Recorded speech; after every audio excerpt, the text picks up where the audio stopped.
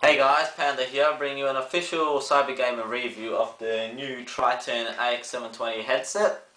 Alright, next thing I'll take you through is how you actually hook up the AX720 headset to your Xbox 360.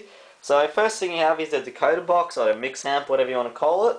And that you take one power cable which leads from the back around there, and you connect it to an existing power point in your house. I'm currently actually using a Telstra power supply unit, which I took from my old answering machine, as I couldn't be bothered getting a little converter from the American PowerPoint, but they can be picked up from around $5. So if you're ordering from America or England, you'll be able to pick up a little converter thing for your PowerPoint. The next thing we have here is the optical cable, which also from the back of the AX720 decoder box leads over to your AV cable. Now I'm using an AV to VGA cable, a non-official Microsoft one, but definitely all Microsoft official AV adapters come with one of these, and most third-party comes with these as well, so should be fine. So yeah, that's just normal optical cable like that, which plugs in to the back. If I can just get it in now. Yep, just goes in like smoothly like that. Next thing we have is on the front where you actually connect the headset. So this cable leads down here. It's a pretty long cable, so no matter how far away you sit from it, you'll be fine. But yeah, that connects to the volume control for the headset, and the volume control, of course, leads to the actual headset, which is here. So yeah, it looks pretty confusing at first, but really you only have to set the headset up once. So once you've done that, it's not a worry. And they do come with Velcro straps like this, hold the cables. So if you are a bit of a freak and like to keep all your cables neat, that's not a worry. As you can see with my cables, they're all over the fucking joints. So I don't really worry about that. But yeah. Alright, next thing I'll talk to you guys about is the actual appearance of the headset and the decoder box. As you can see, the headset looks pretty similar to the AX Pros, except it is in a nice glossy white finish. It's got the bright orange Triton logo on both ear cups, both this one and that one. So yeah, I think it's a pretty good looking headset. Like, that was one of the main reasons I bought the headset. I reckon it's probably one of the best looking ones around you can get for the 360. Next thing I'll talk about is the actual AX720 decoder box and the appearance of it.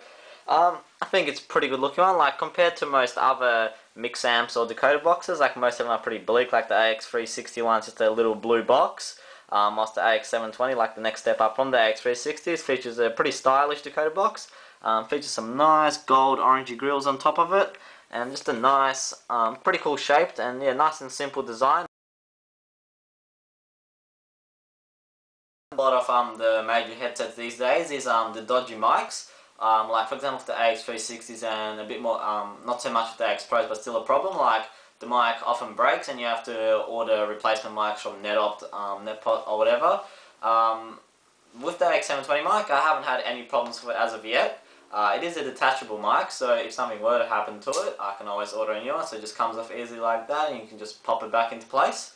The mic itself, it's made of, I'm not sure, some kind of rubbery material. It's pretty flexible, so it won't break from pulling on it at all, but yeah, pretty good mic design, definitely an upside of the headset. The next thing to talk about is the comfort of the headset. Each ear cup is made of a pretty firm velvety material, so yeah, like during a hot day and stuff, or if you're playing for a long time, it doesn't get sweaty at all and it's pretty comfortable. The headset is, I guess, a bit heavier than most headsets, or at least the headset I'm comparing it to, but comfort-wise, I guess it takes a bit of getting used to. Like, the difference between this and like the other headsets I've used, the other headsets I've used are the Turtle Beach X1s and the Creative Fatality, that's a PC headset I use for shoutcasting and stuff.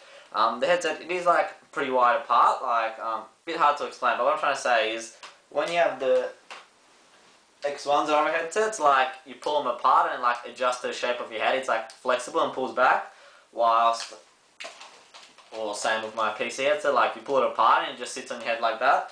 Whilst with the AX720s, like, it's pretty much just like locked in the size it is, so there really isn't that much adjustment horizontally. Like, you can adjust it vertically up and down depending on how big your head is, so that's not a problem. But I don't know, I guess I can see if maybe a problem arising if you do have a really small or a big head, like if it might be too small or too big. But for me, and I'm guessing most other people, this shouldn't be a problem. So yeah, overall, pretty comfortable headset. Can wear it for a pretty long time and doesn't get sweaty or anything like that. Alright, one of the last things there is to talk about, and probably the most important thing for you guys, is the actual performance of the headset, like how well it goes up while I was playing games. Once again, the only headsets I can compare it to the other ones I've used in the past, which are my X1s, which I used for a while, and my Creative Fatalities, which I haven't used much for gaming. I played COD PC on them for a while, but never really experienced them in a proper competitive environment. Now, compared to the X1s, like, when I first got these and tried them on and played a clan match or a scrim with them or whatever, like, there definitely was a difference. Like, I could hear some things I didn't pick up before, like maybe the rustling of a bush in the distance on Quarry or Favela. And I guess I could pinpoint exactly where the sounds were coming from a bit better. Like, I could tell if it was a bit further to the left or a bit further to the right, the guy's footsteps I was hearing.